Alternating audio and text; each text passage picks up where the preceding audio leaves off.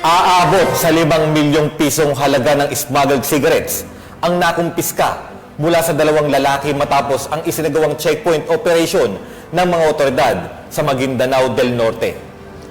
Ang mga ganitong operasyon ay hindi lamang nakakatulong sa pagpigil sa pagpasok ng mga smuggled goods sa bansa, kundi pati na rin sa pagprotekta sa lokal na industriya at kalusugan ng publiko. Patrolwoman Veronica Lagi sa report.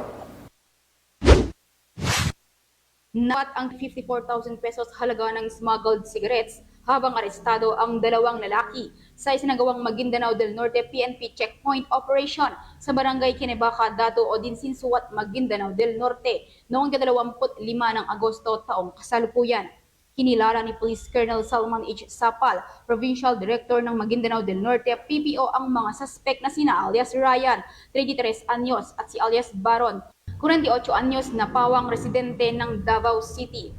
Bandang alas 8 ng gabi nang makatanggap ng impormasyon ang Regional Drug Enforcement Unit Riyadh CTU Probar galing sa isang confidential informant tungkol umano sa isang sasakyan na lulan ang mga pinaniniwalaang smuggled na sigarilyo. Agad naman silang nakipag-ugnayan sa Dato Odinsinsuat MPS at First Provincial Mobile Force Company Maguindanao del Norte PPO at agarang ikinasa ang naturang operasyon na nagresulta sa pagkakumpiska ng mga kahong-kahon na smuggled na sigarilyo at pagkakaaresto ng mga suspect. Nakuha mula sa operasyon ang 133 kahon ng hindi dokumentadong New Berlin Cigarettes brand, walang BIR stamps at walang malinaw na graphic warning components na may market value na 38,000 pesos kada kahon at may kabuuang halagang 5,054,000 pesos.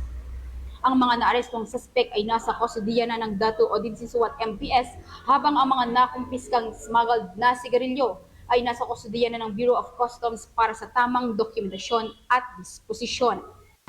Kasong paglabag naman sa Section 1401 o Unlawful Importation or Exportation ng Republic Act 10863 na kilala rin bilang Customs Modernization and Traffic Act ang kakaharapin ng mga suspect.